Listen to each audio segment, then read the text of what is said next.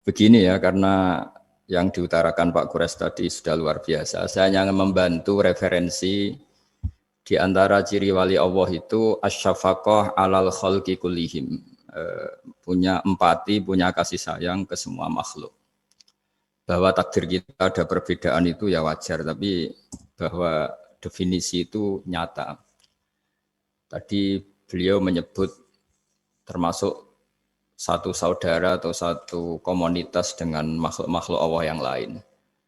Pernah suatu saat Nabi memuji ada seorang nakal itu, diterima tobatnya Allah karena di jalan ketemu anjing, kemudian ngasih minum anjing itu dan Allah mengampuni. Meskipun secara hukum usul fikih tidak bisa digeneralisir, misalnya kalau minumin anjing 1 surga, kalau 100 tambah surga. Nanti lupa minumin manusia gara-gara kebanyakan minumin anjing gitu. Tapi apapun itu fakta ada cerita di hadis seperti itu. Kemudian menyangkut komunitas internasional yang beberapa diantaranya tentu beda agama, beda keyakinan. Saya mau membacakan cerita di kitab Ar-Risalah Al-Qushairiyah. Jadi saya hanya membantu referensi-referensi yang diajarkan guru-guru kita. Ar-Risalah Al-Qushairiyah adalah kitab kesayangan Mbah Maimun karena dulu Mbah beliau dapat ijazah dari Sayyid Umar Sato, kakaknya Sayyid Abi Bakar Sato yang punya kitab I'anatul Thalibin. Dan kitab itu dibawa ke Indonesia sampai ke saya sebagai murid beliau. Di antara yang disebut dalam Ar-Risalah Al-Qushairiyah ini Thariqatu Ahlil Ilm, kitab Ar-Risalah Al-Qushairiyah itu. Saya baca nasnya atau ibaratnya atau teksnya. Sami'tu ba'dal ulama yaqulu istadhafa majusiyun Ibrahim al-Khalil alaihi salam faqala bisyarti antuslima. Famarral majusiyu fa'awhallahu ta'ala ilaihi mundu khamsina sanatan nut'imuhu ala kufri. Falau nawaltahu luqmatan min ghairi antutalibahu bitahyiri dini. Famado Ibrahim alaihi salam ala athari hatta adrakahu wa atadhara ilaihi fasalahu anis sabab fadzakara lahu dzalik fa aslamal majusiyu. Jadi suatu saat Nabi Ibrahim itu kan terkenal Abu Duyuf, orang yang mesti menservis tamu-tamu itu. Kita tahu dulu itu tidak ada warung, tidak ada hotel, tidak ada, ya pokoknya tidak ada mall. Sehingga kalau orang pergi itu kelaparan betul. Itu. Bahwa orang kaya pun kelaparan karena melewati padang pasir itu. Kalau sekarang kan orang mau sowan kiai makan dulu. Karena takutnya di rumah kiai kan makan sungkan, jadi makan dulu nanti di kiainya tinggal pura-pura makan. Kalau dulu memang makan nih tamu itu wajib betul, kalau enggak ya kelaparan betul tamu itu. Sehingga cerita suatu saat di antara tamu itu berakidah, berfaham majusi. Atau beragama majusi lah gampangannya itu. Terus Nabi Ibrahim enggak mau, saya mau ngasih makan syaratnya Anda harus Islam. Gitu. Akhirnya orang ini putus asa kemudian meninggalkan Nabi Ibrahim. Saat orang itu meninggalkan Nabi Ibrahim, Allah memberi wahyu ke Nabi Ibrahim. Orang itu umurnya 50 tahun dan dia hidup karena tak kasih makan. Terus kata Allah, mundu khamsina sanatan nut'imuhu ala kufri. Saya yang Tuhan saja ngasih makan dia 50 tahun tanpa syarat dia harus Islam. Kamu baru dimintai makan sehari mensyaratkan Islam. Walhasil terus Nabi Ibrahim ngejar orang Majusi itu terus monggo-monggo makan di rumah saya. Singkat cerita terus orang Majusi itu tanya, "Kenapa Anda berubah pikiran?" Terus Nabi Ibrahim cerita bahwa beliau ditegur Allah kemudian harus melakukan itu. Jadi cerita-cerita seperti itu banyak. Dulu kita dengar para kiai sering cerita ketika seorang Yahudi rumahnya diusir Amr bin As untuk pembangunan masjid. Ketika lapor ke Sayyidina Umar, masjid itu yang mengambil tanahnya orang Yahudi harus dikembalikan ke orang Yahudi. Dulu guru-guru kita juga sering cerita Sayyidina Ali itu pedangnya dicuri sama orang Yahudi. Ketika ketemu di pasar atau di jalan, kemudian Sayyidina Ali yakin itu pedangnya, dilaporkan ke Qadhi Syurah. Setelah itu Sayyidina Ali diminta, buktinya apa? Saksinya siapa? Kalau itu pedang Anda, saksinya Hasan dan Husain. Tapi kata hakim, Sayyid Hasan Husain itu keluarga Anda, tidak sah jadi saksi. Zaman itu Sayyidina Ali masih berargumentasi, waqad qala Rasulullah sallallahu alaihi wasallam Hasanun wa Husainun sayyida syababi ahlil jannah. Tapi kata Imam Surah tetap standar saksi itu tidak boleh dari keluarga.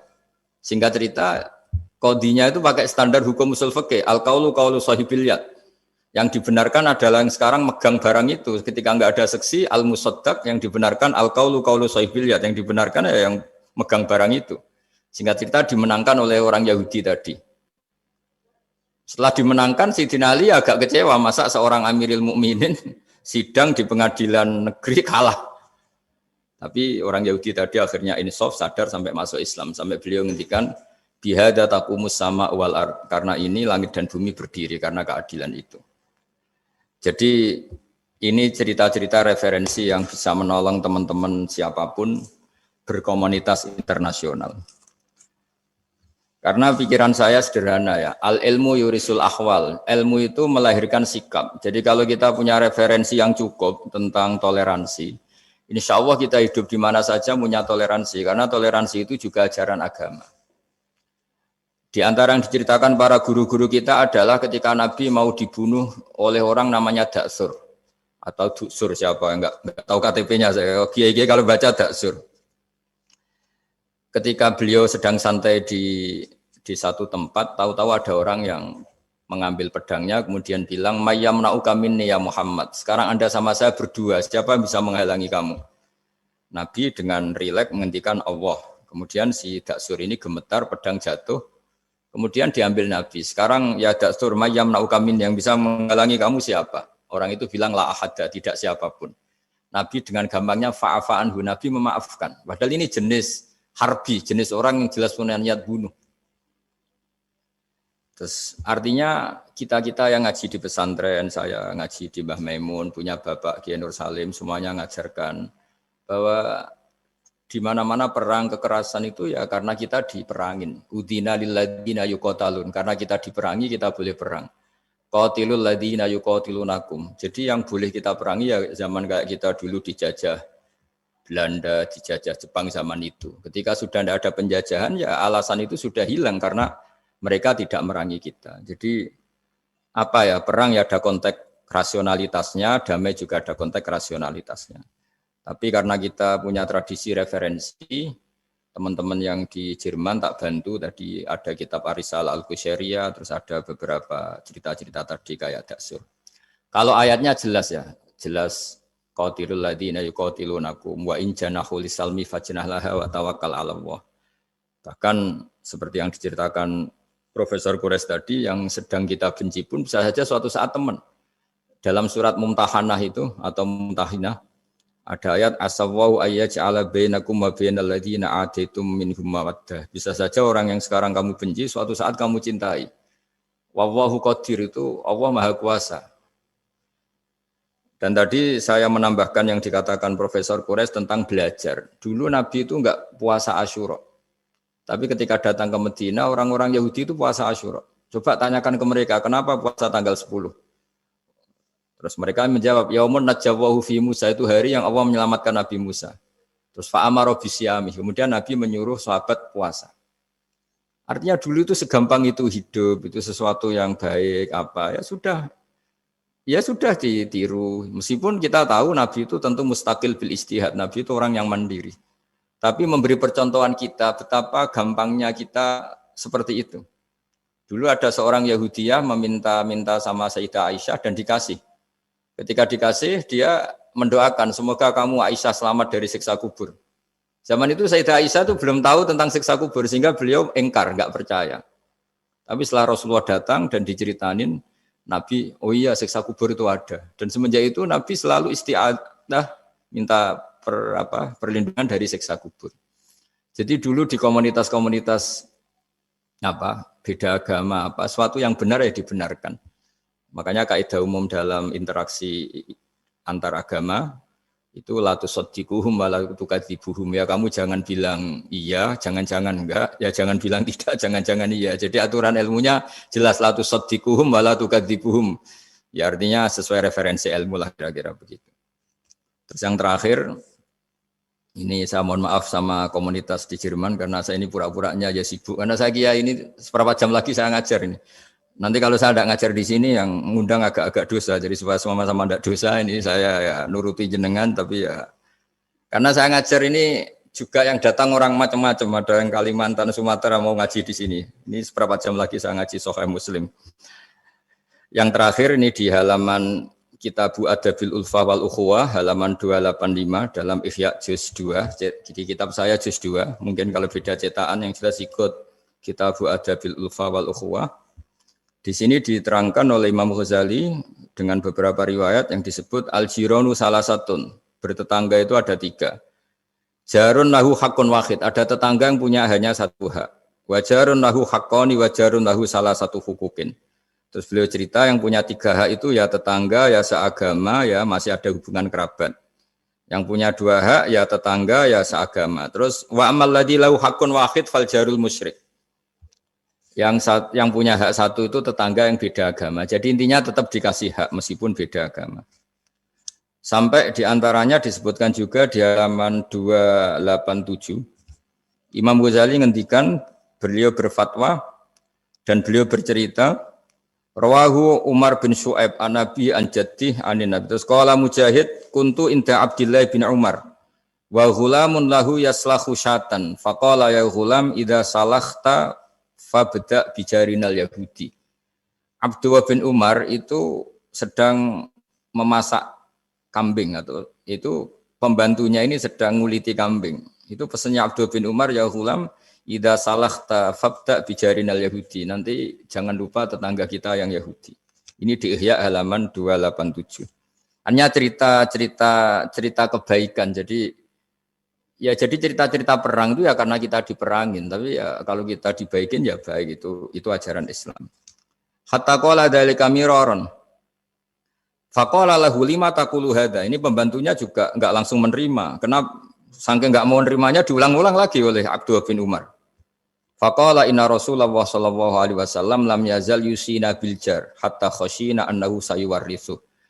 Kenapa engkau melakukan itu ya Abdullah bin Umar? Terus beliau menjawab, Rasulullah itu selalu berpesan untuk berbuat baik sama tetangga. Tadi kita tahu kalau tetangga punya 3 hak berarti seagama, ada hubungan kerabat, hakul jar berarti 3. Ada yang seagama dan tidak punya hubungan kerabat berarti punya 2 hak, yaitu 1 agama dan kerabat. Ada yang punya 1 hak saja, ya tidak keluarga, tidak seagama, tapi karena tetangga itu juga tetap punya hak. Dan itu pun masuk kategori lam yazal yusina bil jar, termasuk orang-orang yang harus kita baikin. Ya kalau di Qur'annya kayak tadi ya, qatilul ladzina yuqatilunakum, boleh merangi ya yang merangi kita. Udzina lil ladzina yuqatalun, diberi hak merangi ya sama yang merangi kita, bukan yang tidak merangi kita. Terus waqala Hisyam Kanal Hasanu la yara ba'san antut imal jarul Yahudiyya wan Nasraniyya min udkhiyatik. Bahkan sebagian ulama di sini disebut Hasan Basri berpendapat kalau berkorban, kalau punya tetangga Yahudi yang butuh enggak apa-apa dikasih dagingnya. Ini di halaman Ihya 287 juz 2. Jadi dari cerita-cerita itu dan referensi-referensi itu teman-teman di Jerman enggak usah khawatir lah kalau kiai-kiai kayak kita itu berfatwa enggak boleh berkomunitas internasional nanti takut begini-begini enggak lah. Kita bacanya ya sama seperti yang dibaca Profesor Kures, sama yang dibaca guru-guru kita. Jadi itu kalau boleh dikatakan sumbangan saya lah bahwa di kita di pesantren itu ajaran-ajarannya juga seperti itu dan tadi beberapa kita saya sebutkan halamannya supaya bisa dicari, supaya tidak kelihatan hoax, juga tidak bikinan saya gitu, supaya jelas itu. Dan saya mohon maaf karena nggak bisa ngikuti sampai selesai, tapi saya ngapresiasi semoga jadi syawal yang baik, minal aidin wal faizin. Minal aidin artinya kita kembali menjadi ahli surga. Saya termasuk yang sependapat dengan kitab yang saya baca. Dulu kita ini ahli surga karena Nabi Adam lahirnya di surga dan diciptakan di surga. Karena satu kesalahan beliau harus kembali ke bumi. Dan setelah puasa itu selesai, diterima, kita kembali ke ahli surga lagi, maksud minal aidin, kita kembali lagi berstatus sebagai ahli apa?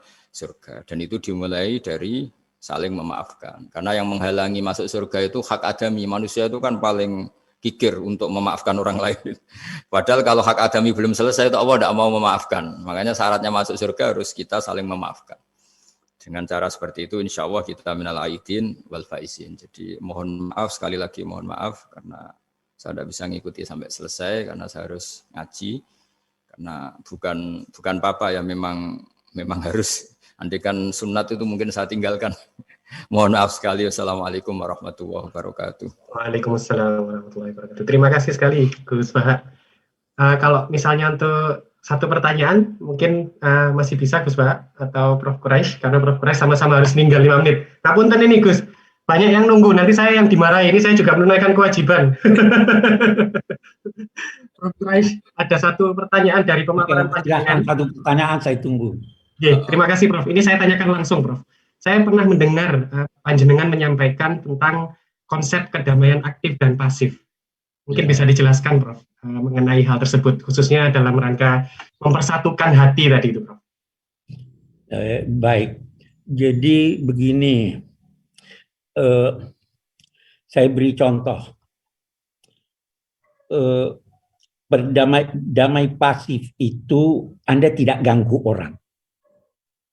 Damai aktif itu memberikan sesuatu yang positif pada orang. Kalau kita berada di bus, duduk tanpa menyapa yang di samping kita,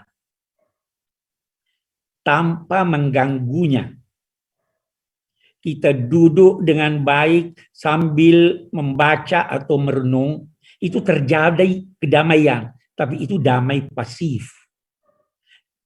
Ada yang aktif adalah Anda memberi dia, ini koran Mas mau baca, ini permen Mas, ajak dia ngobrol dan sebagainya, itu damai aktif. Nah, di Al-Qur'an itu dua-duanya ada itu.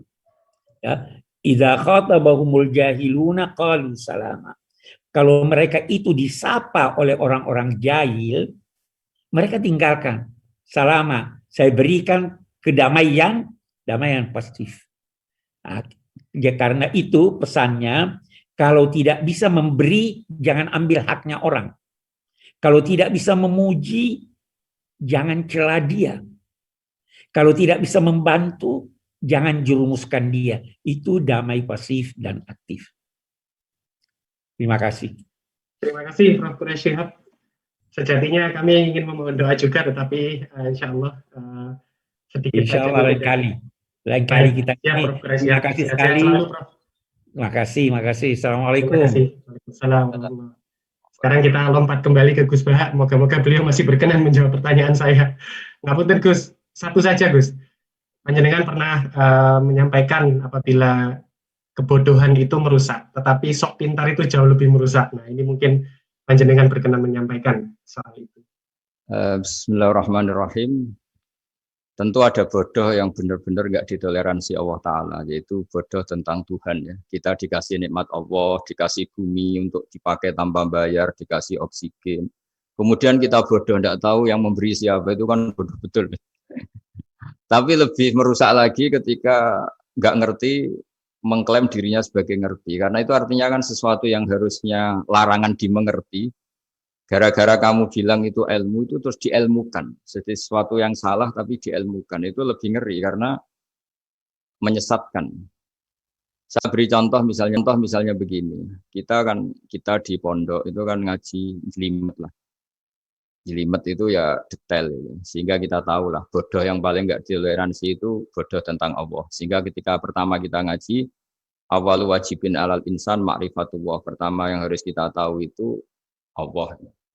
Kita sebagai warga negara Indonesia saja tahu presidennya siapa, bupati kita siapa. Masa di buminya Allah tidak tahu yang bikin siapa, itu kan kebangetan. Itu bodoh, itu merusak. Terutama bodoh dalam hal-hal yang harus ngerti, yaitu tadi ma'rifatullah. Tapi juga ada yang lebih fatal lagi, tidak ngerti tapi menyesatkan dengan klaim ngerti. Itu yang umat Islam zaman Imam Ghazali itu selalu mengingatkan bahayanya filsafat yang menyesatkan. Misalnya teori tentang Tuhan. Tuhan itu logos terus begini itu jelimet. Sampai yang dengarkan aja nggak paham. Yang ngomong juga masih nggak paham, apalagi yang mendengarkan. Tapi itu kan mengkaburkan teori Tuhan yang sejelimet itu. Padahal Tuhan bisa ditemukan dengan cara yang mudah. Tuhan itu siapa? Ya, yang pokoknya yang menciptakan langit bumi namanya Tuhan. Tuhan itu siapa? Yang wujudnya paling awal itu namanya Tuhan. Tapi gara-gara diberi penjelasan seakan-akan jelimet ilmiah, padahal itu nggak bener itu, hanya nggak bener. Nah itu lebih ngeri lagi karena orang akan bertuhan dengan cara yang salah. Ya kira-kira gitulah contoh ekstrimnya. Terus Terima kasih sekali, saya Gus. gimana? Oke, Terus saya sampun, nambahi tadi. sampun. Udah cukup ya? Terakhir penutup permintaan dari kawan-kawan untuk berdoa, Gus. Oh, Untuk kami-kami yang di sini. Karena Prof. ya. Siap tadi juga sudah melimpahkan ke panjenengan. Oh ya. Terus saya menambahkan sedikit tentang yang didawuhkan Pak Kures tadi. Memang di terakhir dawuhnya Nabi, kamu harus berbuat baik. Kalau nggak bisa ya Rasulullah, mendukung yang baik. Kalau nggak bisa ya Rasulullah, Nabi terakhir ngendikan takufu syarroka anin nas fa innaha sadaqatun minka ala nafsik. Potensi kejahatan kamu jangan menimpa orang lain, itu ya bagian dari sedekah kamu. Jadi takufu syarroka anin nas fa innaha sadaqatun minka ala nafsik. Jadi misalnya bawaan kita baru nggak mood, bawaan kita baru ingin emosi, ya sebaiknya jangan ketemu orang, nanti bawaannya cemberut. Tapi kalau bawaan kita sedang baik, ya sudah nggak apa-apa ketemu orang. Jadi ya, diukur-ukur sendiri lah. Gitu.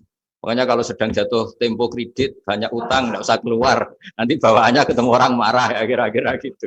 Ya dihitung-hitung sendiri. Al-Fatihah. A'udzubillahi minasyaitonir rajim. Bismillahirrahmanirrahim. Alhamdulillahirabbil alamin.